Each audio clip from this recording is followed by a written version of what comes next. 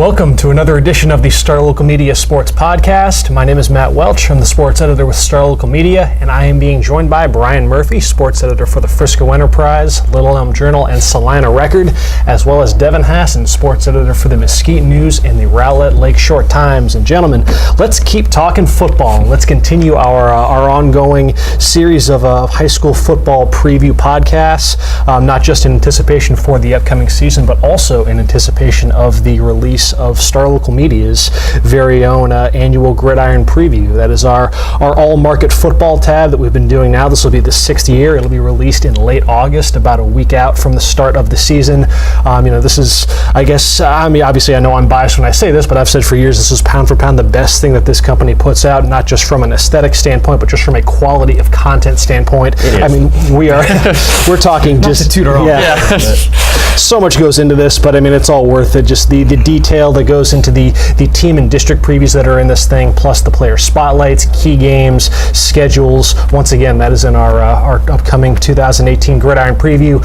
So in anticipation of that, like I said for Monday's podcast, we're going to be doing a series of preview pods, previewing the various teams and districts and whatnot, leading up to the start of the season in late August. On Monday, we began by talking some private school football action, and today we're going to shift over to the UIL. And next week we'll focus more so on the large scale districts and whatnot. But for this, we're going to talk Class 4A, simply because we only have 3 teams in our coverage area that fall under the Class 4A banner. So today we're going to talk a little Argyle, a little Celina, and a little Sunnyvale. So the way this is going to be structured is we're going to go through and preview those aforementioned 3 schools. Talking about kind of the biggest storyline for each team heading into the season, plus kind of our initial outlook, what we expect out of those teams heading into the season. And then at the very end, we're going to each offer up a marquee game on the schedule for each of those 3 teams that should be on your radar for this coming season. And then we're going to close with some predictions. We're going to predict the 4 playoff teams from those 2 districts. So Sunnyvale's District 5 4A Division 2, and then the Argyle Celina District 7 4A Division 1. We're going to give you our initial picks for the 4 playoff teams that'll come out of that district later on in the season. So let's start, Devin. Let's start with you with Sunnyvale, man. Always a nice deal when you get a school that's moving up classification. I know, Brian, you're kind of going through the same thing right now with Prosper, making the jump from 5A to 6A. But, Sunnyvale, as they prepare to embark on their first year as a Class 4A program, just talk a little bit about the kind of the biggest storyline heading into the season for the Raiders. Well, one thing to note that I wanted to bring up first is you mentioned the move up in classification. Yeah. And there's been a lot of debate in recent years about the decision to split into Division 1 and Division 2. Something that really hasn't hit our markets quite as much because they don't have it in 6A, and obviously this is the first year in 5A, which has created some storylines with Frisco and stuff that we'll discuss later. But it really, Sunnyvale is kind of a poster child for why they do this, I think. If you look at the cutoffs for Class 4A, the enrollment, it goes from 505 to 1,149. Sunnyvale checked in right at 528. Wow. So they are just above that cutoff. But when you look around that district, everybody else is similar. Farmersville had 508. They made it by 3 students. Roosevelt's the biggest school there with 713. So that's a gap, but not a huge gap. But if you look, if they didn't have the different divisions, there's a possibility they go out to Celina and Argyle, who have 700-800 students. They're in the same different district right now with Roosevelt and Lincoln. If they chose to stick them with its other Dallas ISD schools, Carter has 1,100 students. And especially at those lower classifications where depth is always an issue, when you can pull from a pool of 1,100 compared to a pool of basically 500 students, that makes a huge difference, for football. So I think that's why going back, why the UL decided to split these into 2 divisions, and something again I hadn't really looked at closely because it didn't have much of an effect on my schools, but something that going back and look at it now, I think it does make a lot of sense. The biggest thing I think kind of building off of that, at least regarding the 5A split, was like the effect that it had on a school like Lake Dallas, which was kind of in that situation where they were in a district like 14-5A, where they were far and away the smallest school in the district. I mean, the gap between Lake Dallas and the 7th largest school in that 8-team district, the gap there was larger than the gap between the largest school, Prosper, and the 7th largest school. So that's, Lake Dallas is, they're a small 5A. Right. So when you factor in the Division 1, Division 2 split, they were the only school from 14-5A that was shuffled into Division II, and now they're competing in, against schools like in Frisco, Reedy, like Lovejoy, schools that are a bit more comparable from a size standpoint, and especially in a sport like football, where, as you said, depth can be such a factor. It is, obviously to the benefit to be playing against teams that are a bit more, on a level playing field from a depth standpoint. Yeah. So I'm then kind of looking in, kind of transitioning then back to Sunnyvale, and just kind of how this affects them as they prepare to embark on this run Class 4A. Just kind of talk a bit about the Raiders and kind of what's on your radar for them this season. Yeah, in the transition, not just in classification, but they're looking at basically an all new district. They're somewhat familiar with Farmersville, Cattle Mills, teams they played in non-district. They even been district rivals with, but several years ago. Sunnyvale, I'm most interested to see if they can get back to that level where they were from 2014 to 2016. They went 33-4. They won 3 straight district titles. Made it to the regional final in 2015. This year, last season I should say, 7-5. A lot of new faces. They had a lot of firepower, especially on offense, to replace. And there were some growing pains, as you would expect. But they got it together in district. Were able to make it back to the playoffs. Finished 7-5. They actually made it to the area finals. But with 13 returning starters, including 9 on offense, really just to see if they can get back to that district championship level where they were just 2 years ago. Trip Makeda, he's a junior. He was kind of thrown into the fire as a sophomore starter at quarterback without a lot of proven commodities around him. He's kind of following his dad's footsteps. His dad, Ronnie, was a Mesquite High School football quarterback who went on to play at Army, was a 3-year starter at Army, and was actually Mr. Irrelevance in the draft in 1997. And before anybody thinks I'm insulting anybody, no, that's an honor. Irrelevant is that is the tongue-in-cheek title given to the final player taken in the NFL draft. So anybody who's good enough to be taken at any point in time in the NFL draft is a heck of a football player. How did his NFL career go? He was drafted by the Packers and had to swim through training camp and swim through that kind of stuff, but decided that football wasn't in the future, and those Army guys, they kind of get a good head on their shoulders. They can move on pretty quick from in case they know that that's not their future. But like I say, it was the biggest transition was throwing the ball without an accomplished receiving core. He still ended up throwing for 1,100 yards and 13 touchdowns last year. Really made progress as that goes. He's also a good runner, kind of like his dad. His dad was kind of one of those dual threat guys. Rushed for more than 1,000 yards and 9 touchdowns. So we'll see if he has a year under his belt. He's got his top 5 returning wide receivers, which is obviously going to help in the passing game, led by Trevor Tuttle. In the backfield, there's some questions, but Brian Perry could be the answer back there. He missed all of last season with an injury, but was showed his sophomore year he was really kind of one of their dynamic playmakers. And their offensive line should be good. Alex Spera and Sam Bardis, and then you have Marcus Alexander, the 6'4", 295-pound tackle that's headed to Oklahoma. That's darn right it is. Yeah, that's Class 6A size right there, though. That's Oklahoma comes up in every podcast. I know. And usually I'm flanked by a couple. You're an ex-Longhorn, and I know you're a Texas fan. I know. I gotta reaffirm that dominance anytime I can. So we'll see. You green. Well, we'll get to. It'll come up later.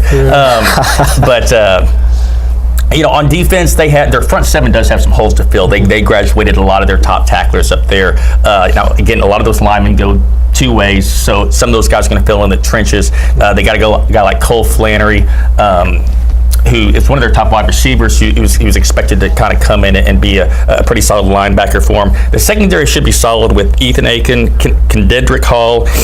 They were solid last year, and the aforementioned Brian Perry was an all-district defensive back 2 years ago. But the player that I'm really interested in seeing on defense and possibly offense is Devin Sterling.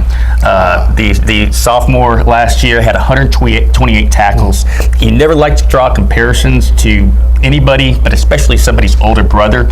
But his older brother, Trey Sterling, kind of followed the same path. He was a 2-time All-State defensive back, now at Oklahoma State.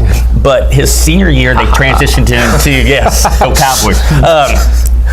They transitioned to running back. He rushed for, I think, 2,400 yards, was a district MVP, while also playing full-time safety, while also being the punter, while also returning kicks. But they waited until his senior year to do that. Devin Sterling got a handful of touches on offense and kind of showed that same explosiveness. Obviously, 128 tackles from his linebacker spot on defense shows he can do the job there. So he's going to be the focal point of that defense, but I'm really curious to see how much he kind of gets touches on the other side of the ball as well. Besides, you Devins got to stick together. That's right, especially when you spell it with an I-N. There's not many of us out there. So yes, you mentioned wanting to see if they could get back to that district championship level that became so commonplace in Class 3A. From an outlook standpoint, I mean, do you feel like this is a team that could theoretically do that in their first swim through a 4A district? Or I think so. It's when you look at the competition, there's nobody that really jumps out in that district in terms of Caddo Mills,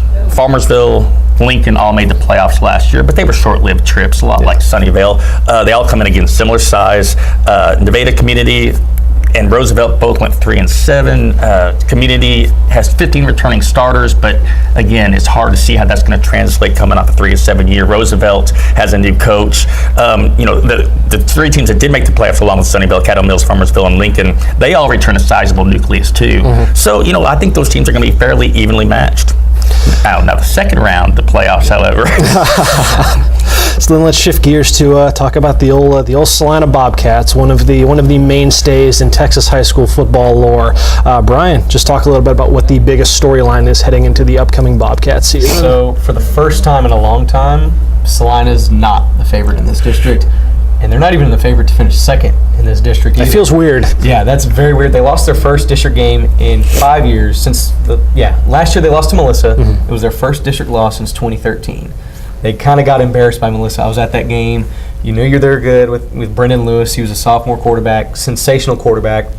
Jabari Young, very powerful running back, and very, very fast. And those two guys are coming back this year. Last year, they took it to Celina. It was at Melissa. They'll play again this year, but at Bobcat Stadium.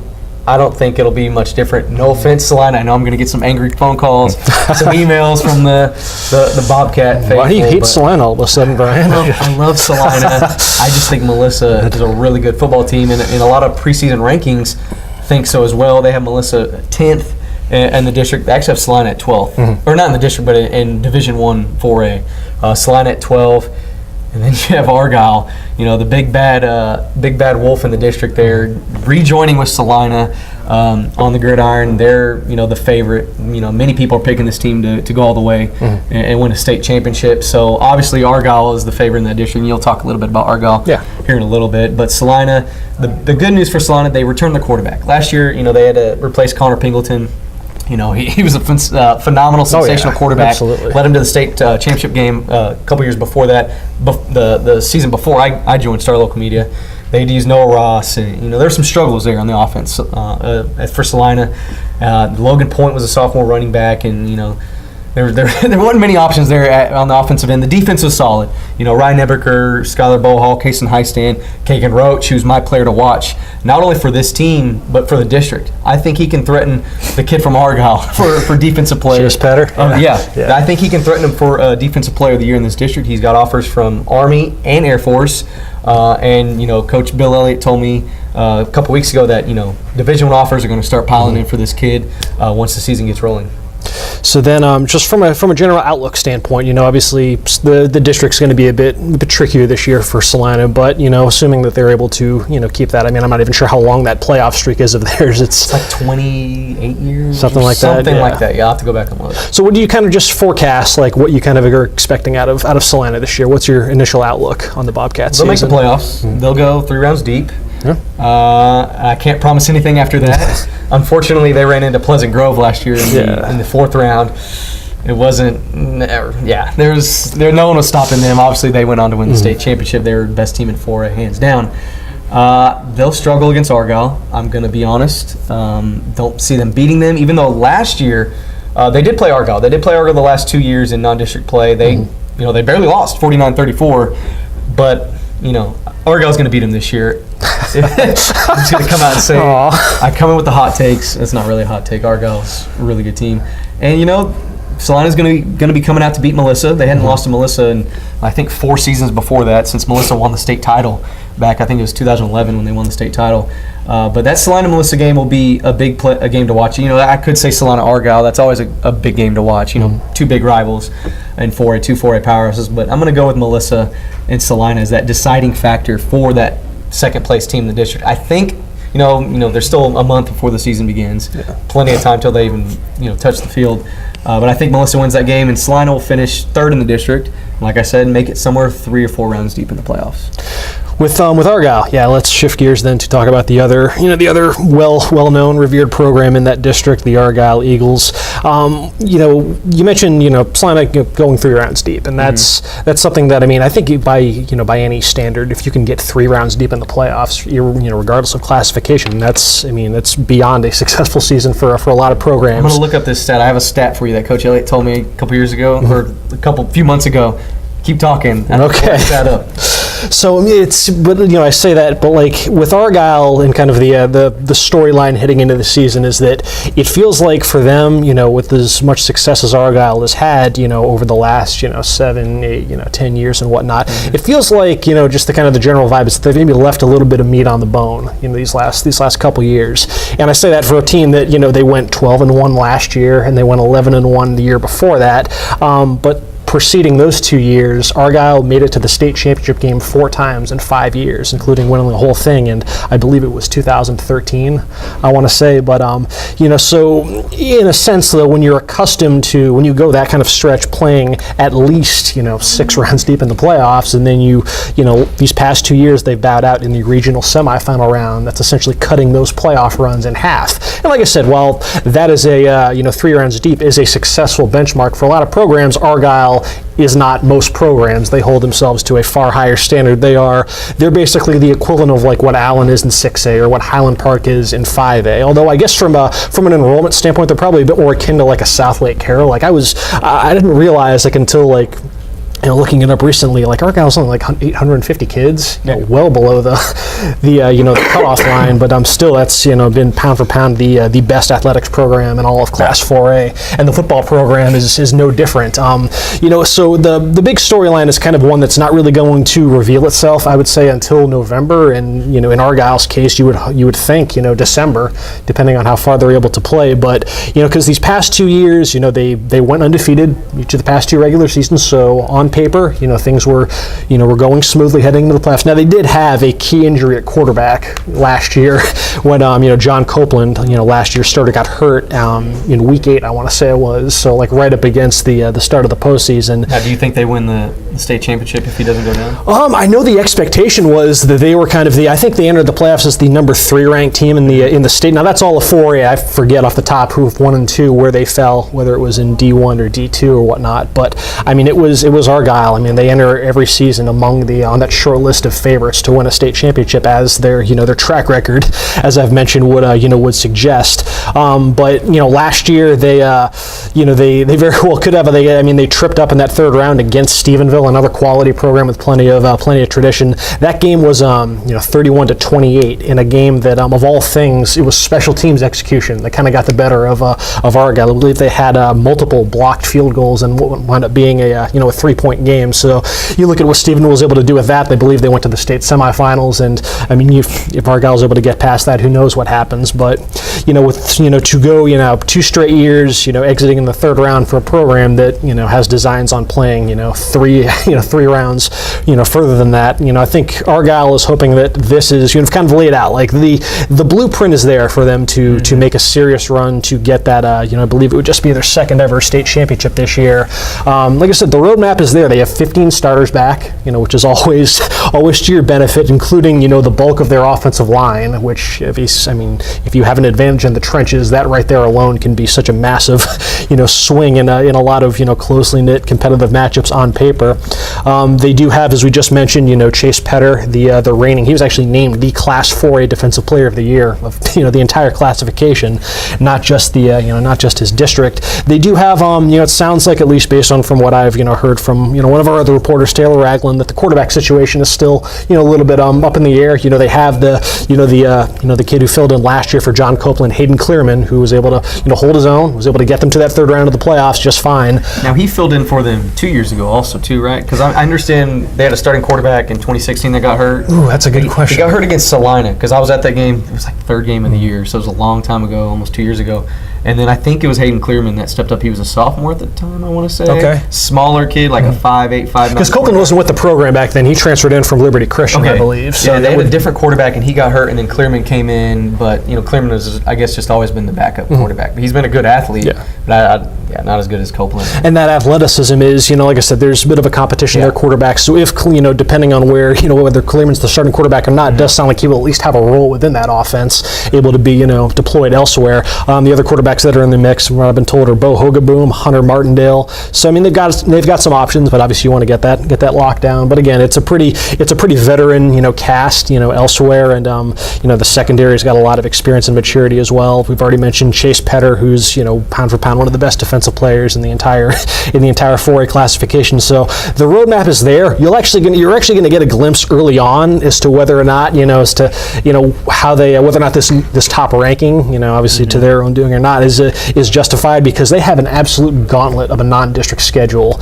They open up against, ironically enough, Stephenville, the same team that bounced from the playoffs. Stephenville, a state semifinalist from last year. Then the following week, they play Waco La Vega, another state semifinalist, a team that actually, the last time they did make it to the state title game was, I believe, in 2014, I want to say, and it was against La Vega in a game that I was at down in Houston. Just an incredible thriller of a game that La Vega wound up winning, and then their last non-district game is against Texarkana Liberty Ilu, which made it 3 rounds deep. So you see they've just loaded that non-district schedule with some quality opponents, and some of whom they could very well see in the playoffs, because while you feel justified in placing a state title or bust expectation on Argyle, given the standard that that Coach Todd Rogers, and the Eagles hold themselves to.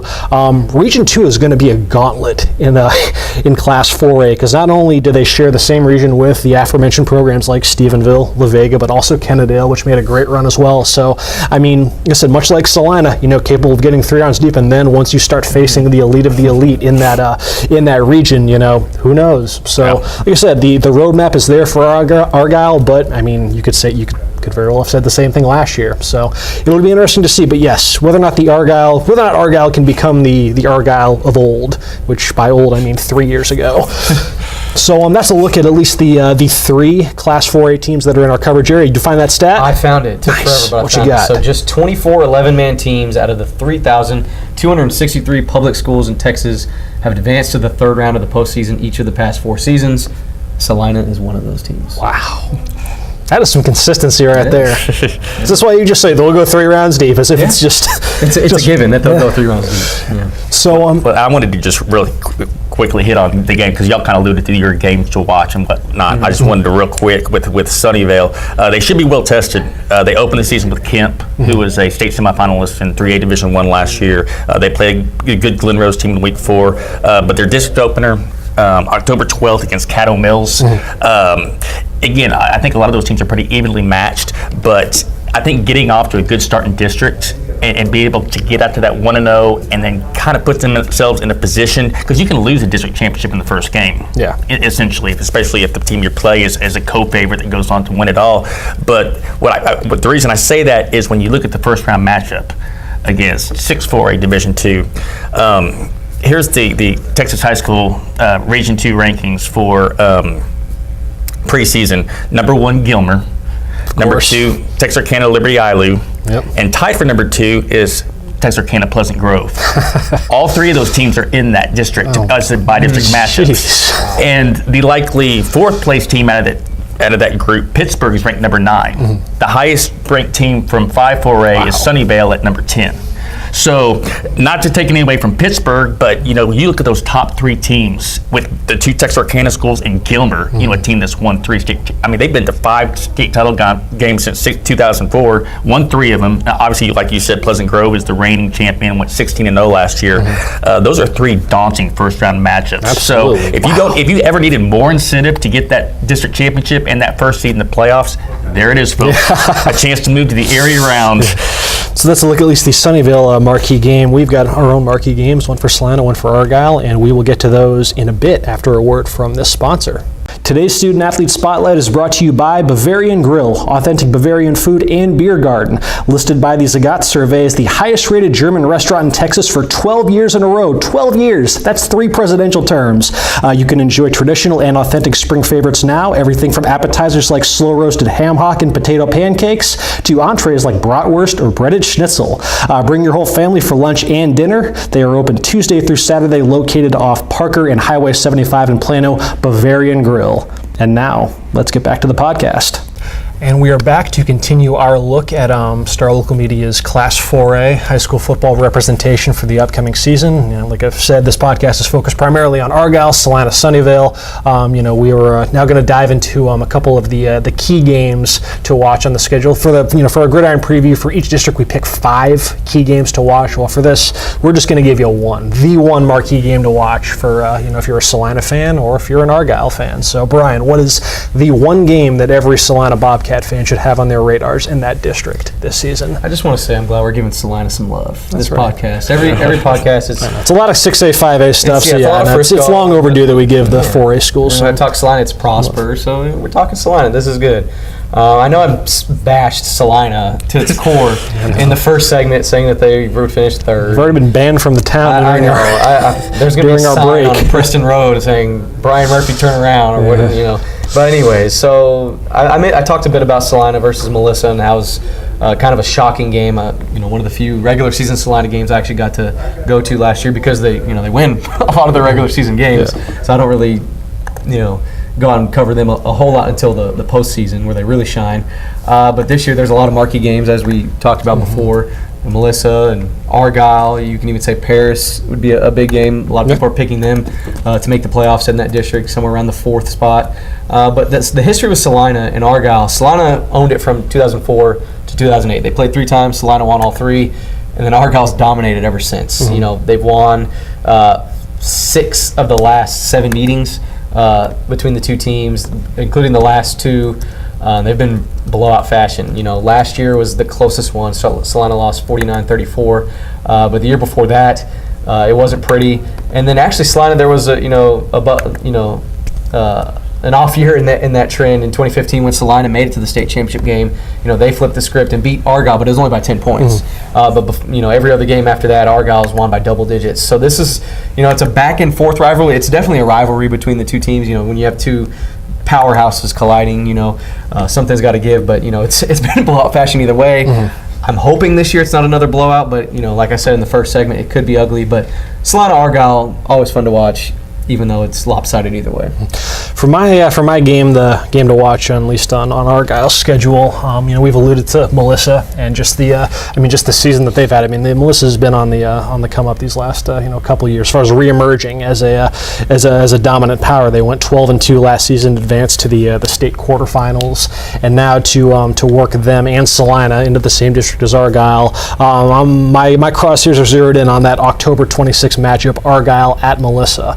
It'll be unlike Argyle, Celina. These 2 teams don't see each other all too frequently. This is the first time since 2013 that they'll have played. Argyle is 2-0 against the Melissa Cardinals.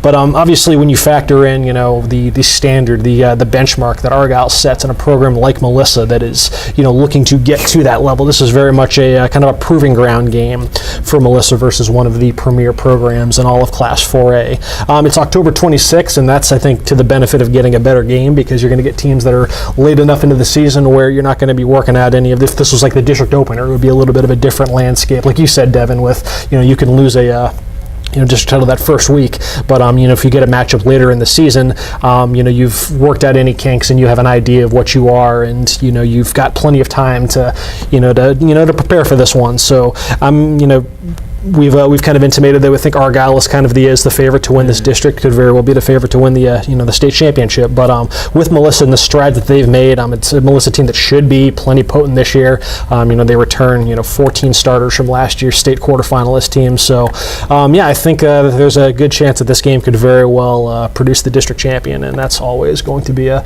nice little subplot to any game on the schedule. So let's kind of segue right from that to then we've kind of laid out, kind of what we expect out of these teams for this season. Now we're going to throw out a prediction, and how do we think that the standings are going to finish, at least within the top four? Which four teams do we see making the playoffs out of the two districts that we have been discussing? Brian, where did you fall on this? Argyle, Melissa, Celina, probably Paris, maybe Anna. Okay. Anything specific that contributed to that?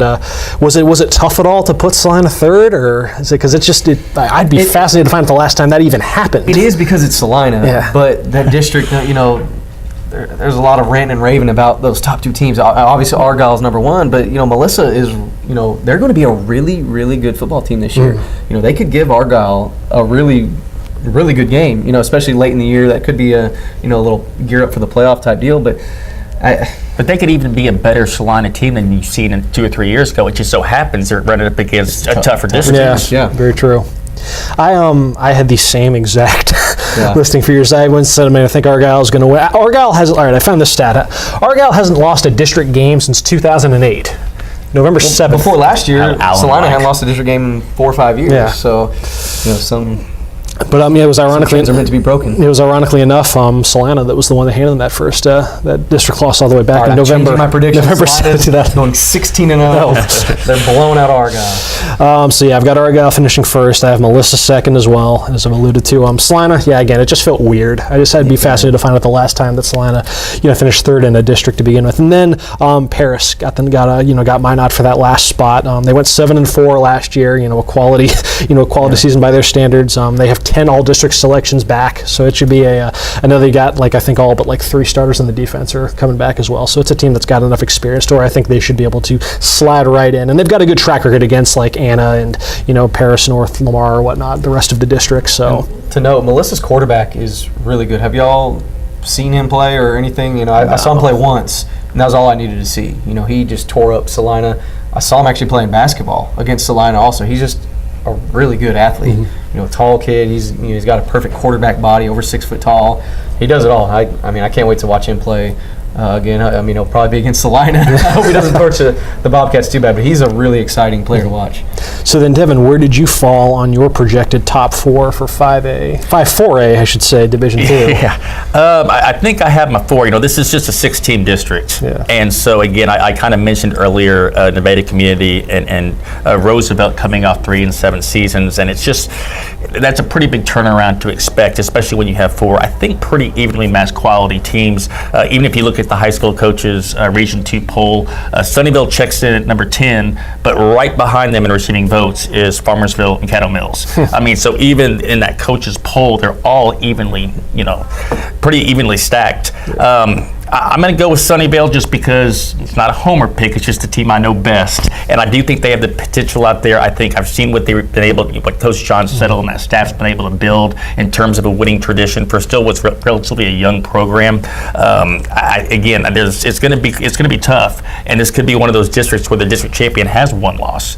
But I'll go them first. I think Caddo Mills, again, I've heard a lot of good things about Peyton Hammonds, their star running back. I think they get second, followed closely by Farmersville and Lincoln. It's really hard to gauge those Dallas ISD teams sometimes, but they were a playoff team a year ago. They have 14 starters back, so slide them into 4th. But it wouldn't surprise me if they finish in any sort of order. I would be surprised if that's not the 4th at the end of the year. Okay, Sunnyvale's going to give him a parade, and I'm going to be giving eggs to the face. You're going to drive right in and have pitchforks and torches and everything, and. So that is a look at what to expect, at least out of the 3 Class 4A schools that are in our coverage area for this upcoming season. We've got the rest of the way. It's going to be all 5A and 6A, so we will be back on Monday. Or at least you guys will be back. I'll be on vacation. So nevertheless, folks, appreciate y'all for checking this out. This has been Matt Welch with Star Local Media. Brian, Devin, appreciate y'all for tagging along. Folks, enjoy the rest of your week, and we will talk to y'all later.